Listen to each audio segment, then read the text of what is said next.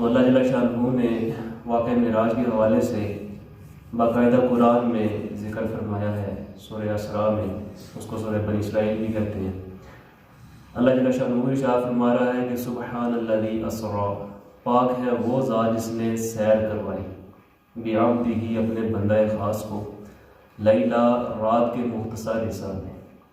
من المسجد الحرام الی المسجد الاقصی، مسجد حرام سے مسجد اقصی تک، الذی بارکنا حولہ لنریہ من آیاتنا، اور ہم نے بابرکت بنا دیا اپنے بندہ خاص کے گرد و نواح کو، تاکہ دکھائیں ہم اپنے بندہ خاص کو اپنی قدرت کی نشانیاں۔ تو اللہ جل شانہ نے اپنی قدرت کی نشانیاں دکھانے کے لیے حضور سرور کائنات صلی اللہ علیہ وسلم کو معجزہ عطا فرمایا۔ اب ایک چیز وہ ہوتی ہے جو انسان کو عاجز کر دیتی ہے، انسان کی عقل اس میں عاجز ہو جاتی ہے، غور و فکر اس میں ختم ہو جاتی ہے، انسان کی سوچ اس میں ختم ہو جاتی ہے۔ تو وہ اللہ جل شانہ نے قرآن میں پہلے لفظ جو سبحان ذکر کیا ہے، واقع معراج کو وہیں پہ ثابت فرما دیا۔ اور واقع معراج جو لوگ انکار کرنے والے تھے مسلمان ہو کے کافر ہو گئے، جب آپ صلی اللہ علیہ وسلم نے اعلان فرما دیا، ان کی جڑ بھی قرآن کی اس پہلے لفظ سے کٹ جاتی ہے کہ وہ انکار کرنے والے تھے کہ کیسے ہو سکتا ہے کہ رات کے مختصر حصے میں بندہ مسجد حرام سے مسجد اقصی 2 مہینے کی مسافت طے کرتا ہے، اس کے بعد کی تو بات لامقام پہ جانا وہ تو اس سے بھی اوپر کی بات ہے، وہ شروع کا انکار کرنے والے تھے۔ تو اللہ جل شانہ نے کیا فرمایا کہ سبحان ہے وہ ذات۔ اب اگر یہ مخلوق کے لیے تو مانا جا سکتا ہے کہ یہ محال ہے، ناممکن چیز ہے کہ رات کے مختصر حصہ میں فرش سے عرش تک لے جانا اور اسی لمحہ میں عرش سے فرش تک لے آنا، یہ مخلوق کے لیے تو محال ہے۔ اگر خالق کے لیے محال مانا جائے تو خالق کے لیے عیب و نقص ہے، جبکہ اللہ جل شانہ ہر قسم کے عیب و نقص سے مبرہ اور پاک ہے۔ اللہ جل شانہ نے لفظ سبحان ذکر کر کے ان کے پاک ہے وہ ذات جس نے سیر کروائی، تو لفظ سبحان ذکر کر کے اللہ جل شانہ نے واقع معراج کو ثابت فرما دیا۔ ٹھیک ہے، ایک دو بات یہ سمجھ میں آ گئی، واقع معراج واقعی واقع معراج ہے۔ پھر اللہ جل شانہ نے کیا فرمایا کہ سبحان الذی اسریٰ،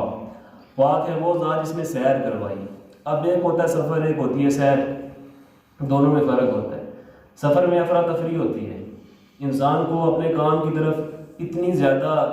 رغبت، ذہنی طور پہ تنگی ہوتی ہے کہ میں اس جگہ پہ بس پہنچوں، اپنا کام میرا ہو جائے اور اس کے علاوہ پھر میں واپس آ جاؤں۔ اور اس کے علاوہ کیا کرتا ہے بندہ کہ 1-1.5 گھنٹہ پہلے بندہ ٹائم لے کے نکالتا ہے، جاتا ہے، کہیں راستے میں کوئی مسئلہ پریشانی پرابلم ہو جاتی ہے، ٹھیک گاڑی وغیرہ خراب ہو جاتی ہے، مثال ہے، تو وہ بندہ کیا کرتا ہے کہ اس کو بآسانی اپنے سفر کو طے کر سکے۔ لیکن اللہ جل شانہ نے یہ حضور نبی مکرم صلی اللہ علیہ وسلم کو سفر نہیں بلکہ سیر کروائی ہے۔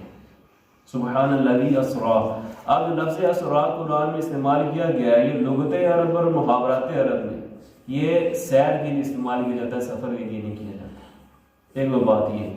دوسری بات یہ کہ یہ لغت عرب میں جو سیر کروائی گئی ہے اس سے مراد بیداری کی حالت میں کروائی گئی ہے، یہ کوئی خواب نہیں تھی۔ ٹھیک ہے کہ خواب میں آپ صلی اللہ علیہ وسلم کو سب کچھ دکھا دیا گیا ہو، خواب میں ہی آپ صلی اللہ علیہ وسلم کے اوپر 5 نمازیں آپ کی امت کے اوپر فرض کر دی گئی ہوں،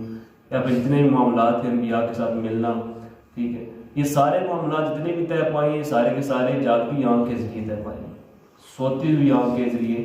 نہیں طے پائے۔ تو اللہ جل شانہ نے کیا فرمایا کہ سبحان الذی اسریٰ، پاک ہے وہ ذات جس نے سیر کرائی، بعبدہ اپنے بندہ خاص کو۔ اب یہاں پہ اللہ جل شانہ نے بھی رسول ہی کا لفظ استعمال نہیں فرمایا کہ پاک ہے وہ ذات جس نے سیر کرائی اپنے رسول خاص کو، بلکہ فرمایا کہ پاک ہے وہ ذات جس نے سیر کرائی اپنے بندہ خاص کو۔ اب یہاں پہ لفظ عبد کا ذکر کیا گیا۔ اب اس کی مفسرین مختلف قسم کی تفسیر کرتے ہیں۔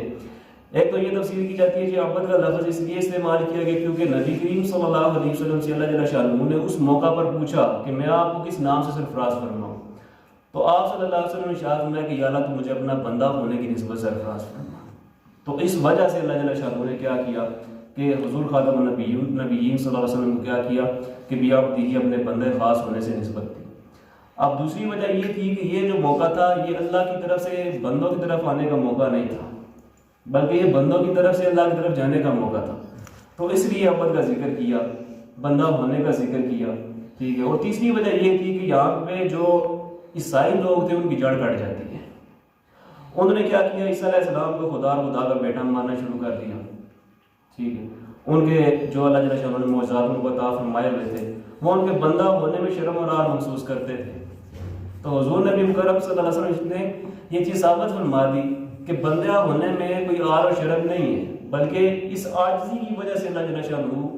اپنے بندے خاص کو پھر اعلیٰ رفعت عطا فرماتا ہے، اعلیٰ مراتب عطا فرماتا ہے۔ اور اس کی کیا اعلیٰ ترین مثال واقع معراج ہی ہے، جس میں خود حضور نبی کرم صلی اللہ علیہ وسلم نے ما ذاغ البصر وما طغیٰ کہ نظر ایک طرف مائل ہوئی، اللہ جل شانہ کا دیدار ہوا لیکن حد سے نہیں بڑھی۔ اس سے بڑھ کے عروج اور کیا ہو سکتا ہے جس کو اللہ کا دیدار ہو جائے، ٹھیک ہے۔ تو بندہ ہونے میں کسی قسم کی عاجزی کا عنصر پایا جاتا ہے، لیکن عار و شرم کا عنصر نہیں پایا جاتا ہے، ٹھیک ہے۔ اب اللہ جل شانہ نے کیا ارشاد فرمایا کہ سبحان الذی اسریٰ بعبدہ، کہ پاک ہے وہ ذات جس نے سیر کروائی اپنے بندہ خاص کو، لیلا رات کے مختصر حصہ میں۔ اب رات کے بہت سارے فائدے بھی ہیں، رات کے ساتھ بہت ساری کہانیاں، بہت سارے واقعات، بہت سارے معاملات جو ہیں وہ منسوخ کیے جاتے ہیں اور منسلک ہیں۔ مثال کے طور پہ حضور نبی مکرم صلی اللہ علیہ وسلم جو ہجرت فرمائی تھی وہ رات کے وقت فرمائی تھی۔ اسی طرح جن آپ صلی اللہ علیہ وسلم کے اوپر جو ایمان لے کے آئے تھے وہ بھی رات کے موقع پہ لے کے آئے تھے۔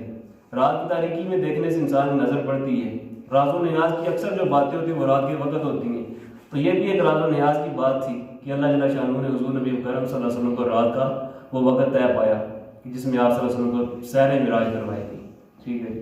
تو اللہ تعالیٰ نے کیا فرمایا کہ سبحان الذی اسریٰ بعبدہ لیلا، پاک ہے وہ ذات جس نے سیر کروائی اپنے بندہ خاص کو رات کے مختصر حصہ میں،